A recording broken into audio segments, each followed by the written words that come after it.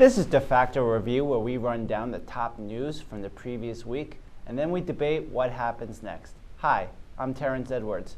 Our host, Jargle Defacto, is out this week. Instead, we have our guest, B.Munkhdol. How are you? Very good.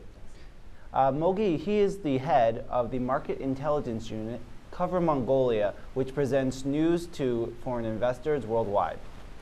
Have you been watching the Olympics this week? Oh, it's been an exciting couple of weeks, good and bad. Okay.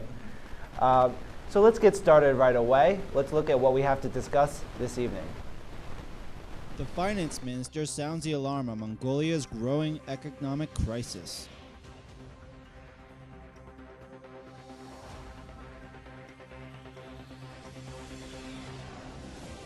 Council formed in government for protecting investors' rights.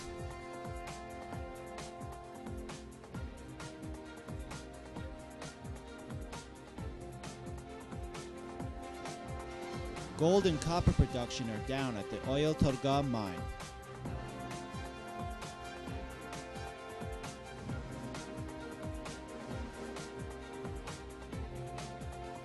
We remember the pioneering American businessman Peter Morrow.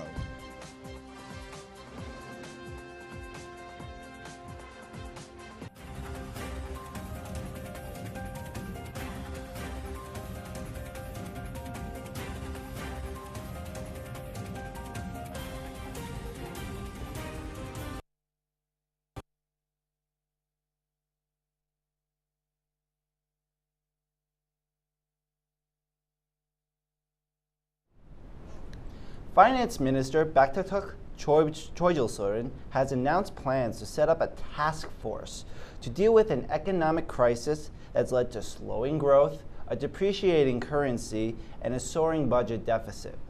The task force will present its plan to the government and the National Security Council in the coming days, followed by a public announcement, said the finance minister, but he has not released any details. The former leaders of the Democratic Party that were voted out of office last June have made some statements arguing that the Mongolian People's Party are already ruining the economy by closing social welfare programs that target students, herders, and more. So we have a lot of data here. We have GDP down, FDI down, banking risk up, government as well as foreign debt on its own are also up. So which of these statistics are most disturbing to you?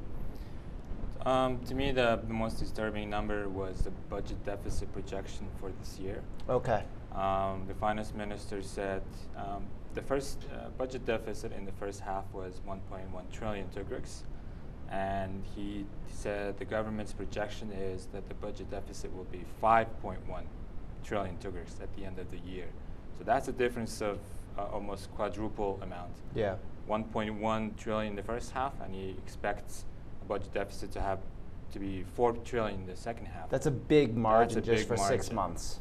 So it's the most disturbing because that budget deficit, it directly affects Mongolia's ability to pay back our foreign debt.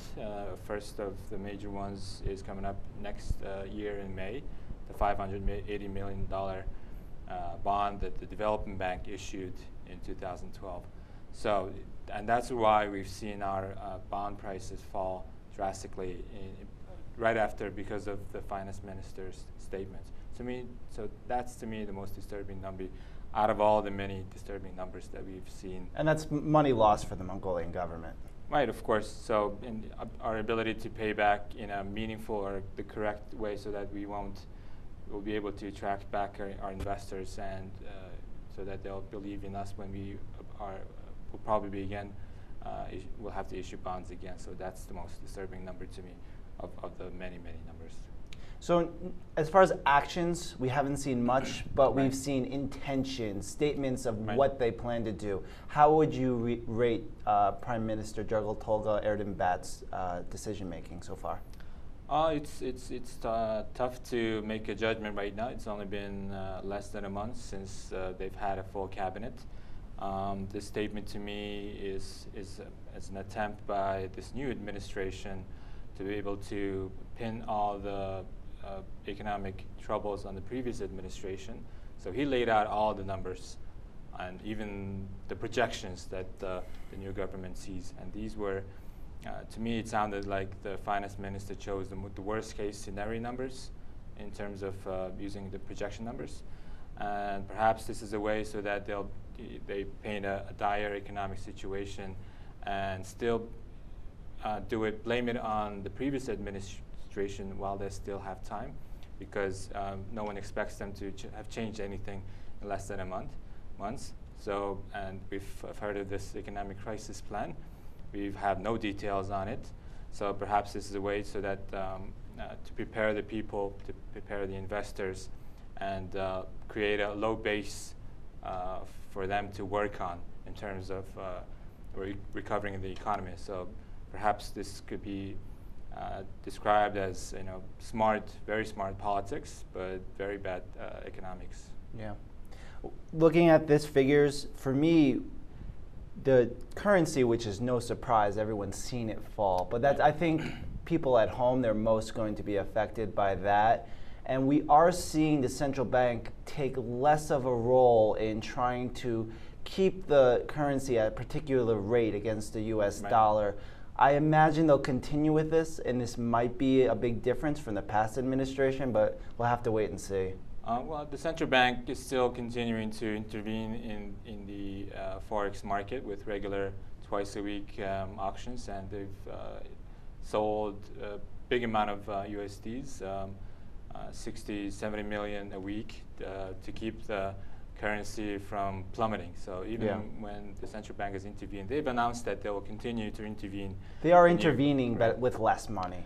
Well, perhaps, as they've also stated, that the finance minister stated that somehow the central bank has minus foreign currency reserve, which is not a technical term, but I think it's because of the central bank debt, the currency swaps with China. So I think $1.23 billion of foreign currency reserve minus the central bank debt. So that's how he's calculating why he perceives the central bank to have a negative foreign currency reserves. Yeah.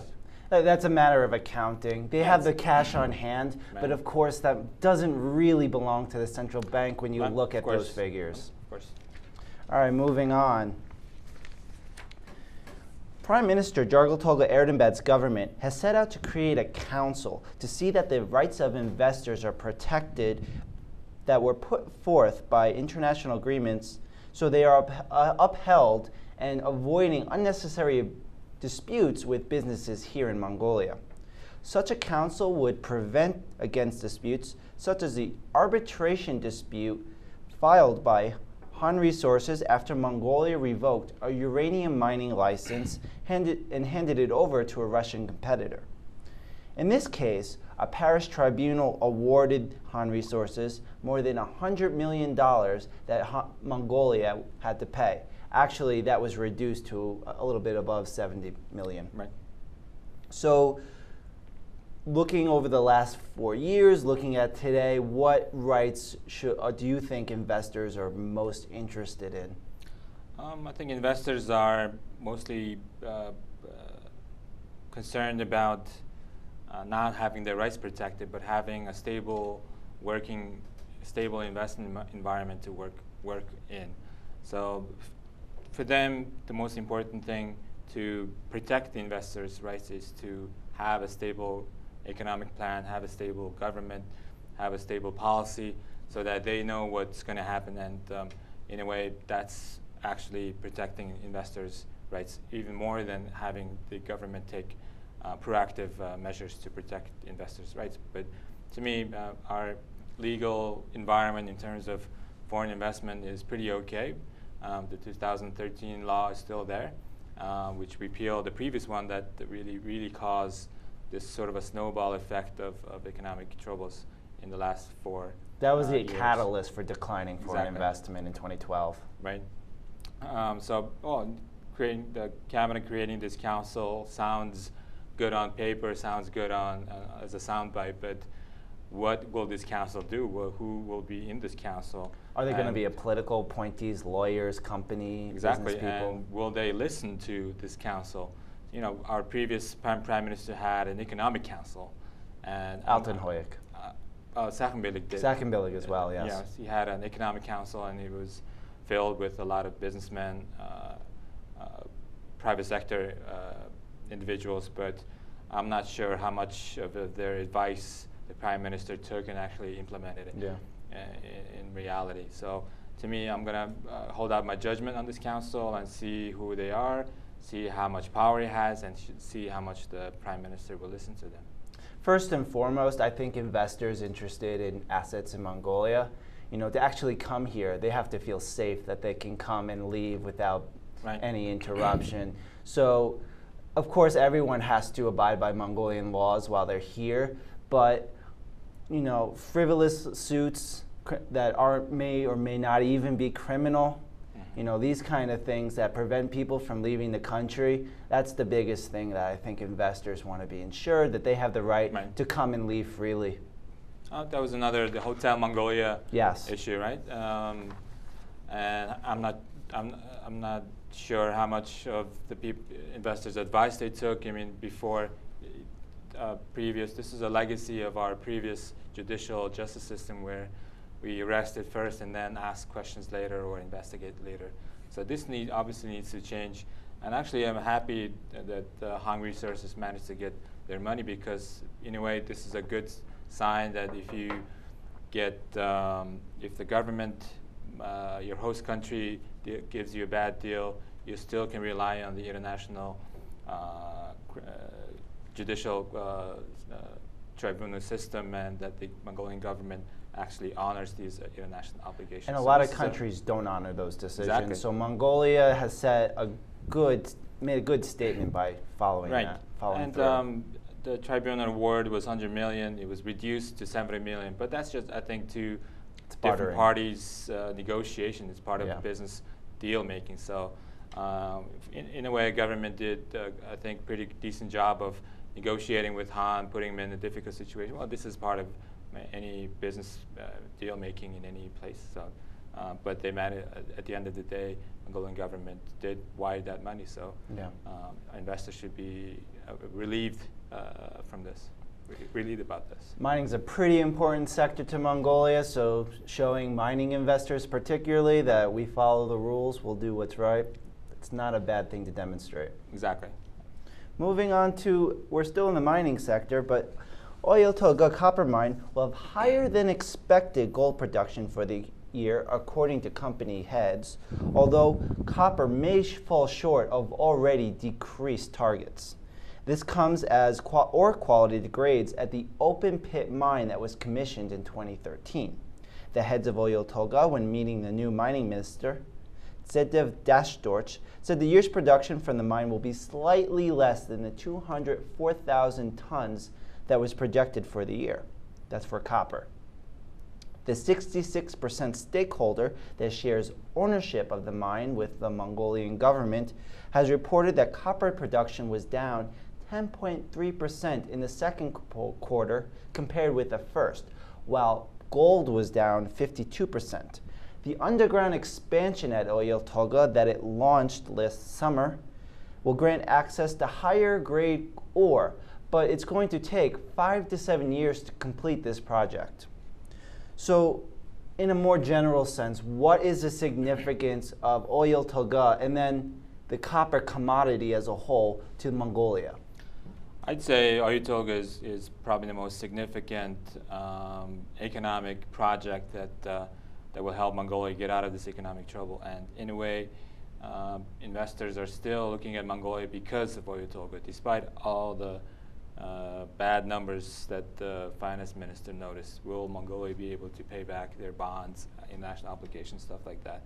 And the fact that Oyu Tolgoi has moved to its second phase really is what's keeping the attention of the investors, really, because in Oyu Tolgoi's investment for 5.3 billion in the space of 5 to 6 years was it, is pretty significant money, and it will help Mongolia still be attractive, perhaps, place for mining investment.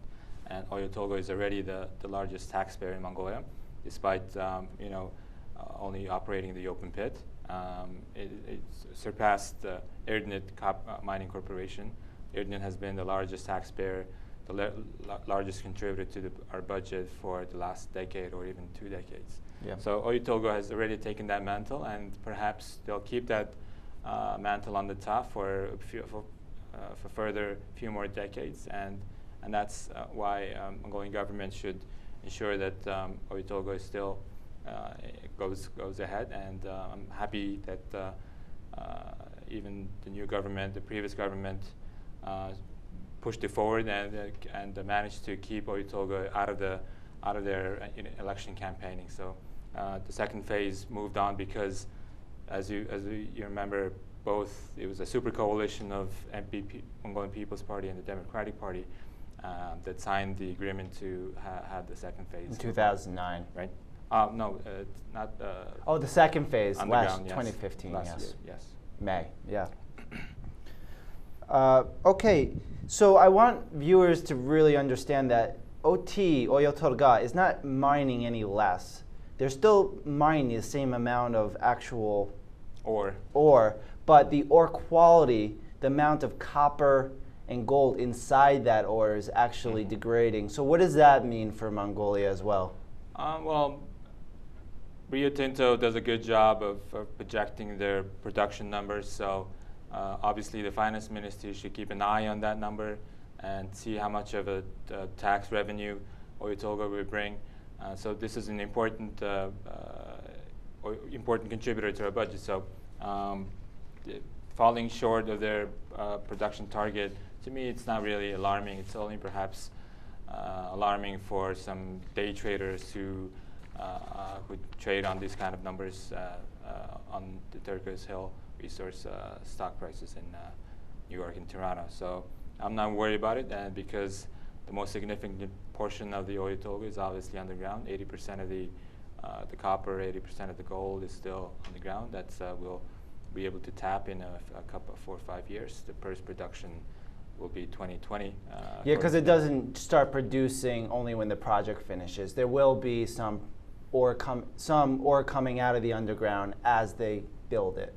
No, they'll first build a shaft first, and then the production will not start until 2020. They won't be digging ore out of the underground before all of the shafts, all of the conveyors, what Rio Tinto calls the block cave mining, which is a significant amount of technical endeavor. So, which is why it's so expensive. Exactly. So that's why all of the capital costs will be done before even the first ore is produced from the underground. So in a way, that's obviously a big endeavor, and it coincides with our current economic trouble. So that amount of 5 billion plus amount of investment in the project, not all of it will obviously enter inside of Mongolia, but a big significant portion will enter Mongolia as contracts, as suppliers, as employees.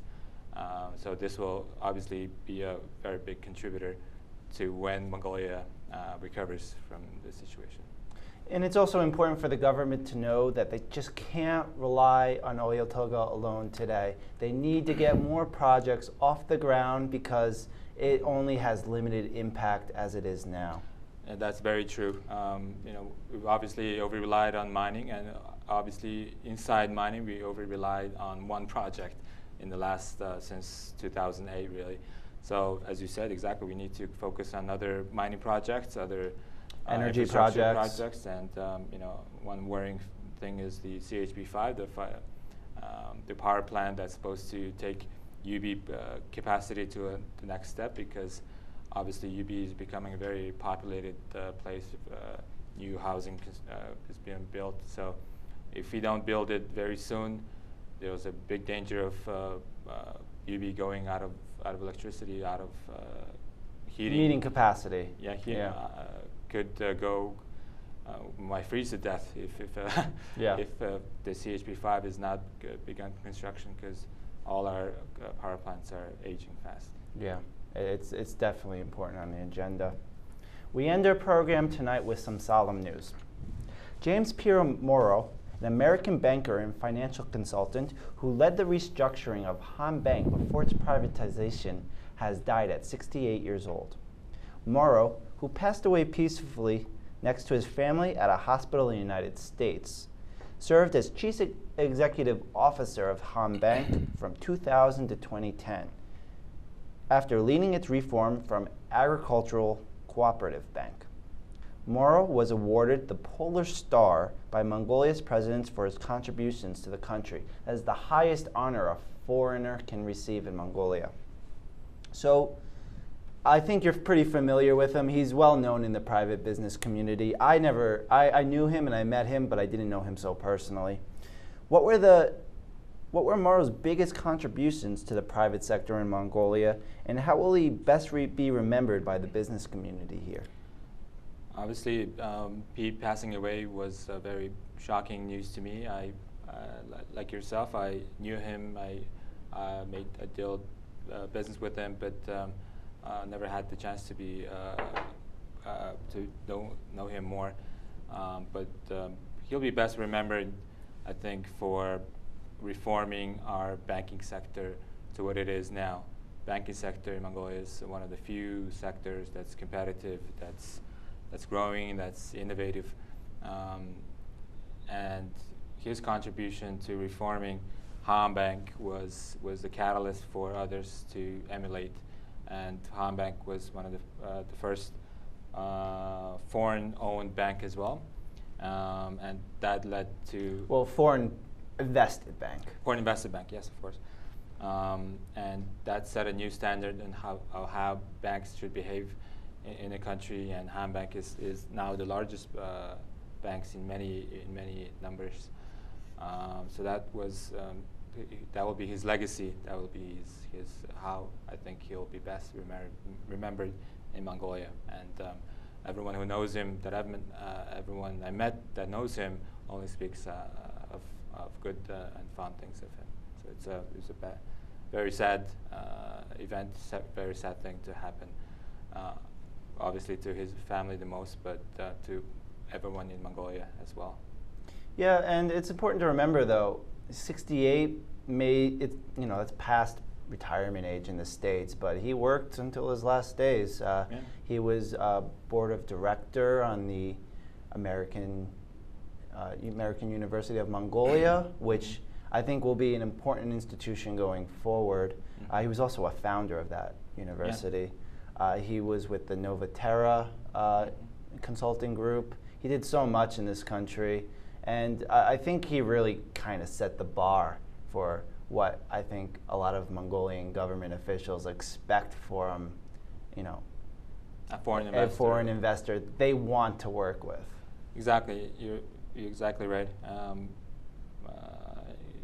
After he left Han Bank, he's been a board member or the founder of many institutions, not just in education and in arts. He was the chairman of the Arts Council of Mongolia, the executive committee of the Arts Council of Mongolia, and many other institutions like that. So to me, he was a true believer in Mongolia, and even after he left his job at Han Bank, he stayed in Mongolia because he saw a future in Mongolia, saw potential in Mongolia, and he wanted to do something to contribute to that. And I think Polar Star, like you said, is the highest honor the government can give to a foreigner. And I wish we could give him more recognition so that ordinary people can understand as well how much of a big contribution Pete has made to Mongolia and the business community and business ethics, business, you name it, he had a contribution in it. As a foreign national living in Mongolia, I can certainly appreciate that he was here well before I came, and when I see people leaving 6-month cycles, 1-year cycles, he was here for a long time. So and that's really what Mongolia needed at the time and what it needs still today.